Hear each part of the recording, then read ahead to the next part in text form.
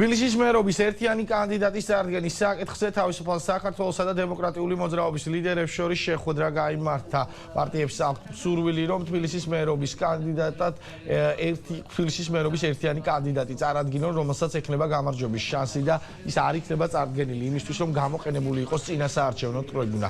თუ იმ იქნება საბოლოოდ პარტიების ერთიანი კანდიდატი, ამ საკითხზე გადაწყვეტილება კოალიციაში უახლოეს მომავალში უნდა მიიღო.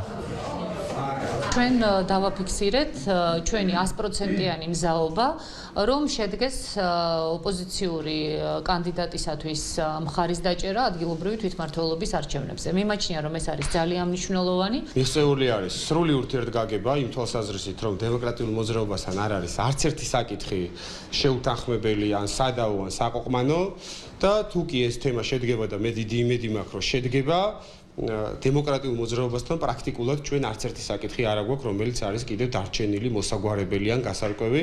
მათ გამოხატეს სრული და უპირობო მხარდაჭერა ერთიანი კანდიდატის იდეის მიმართ.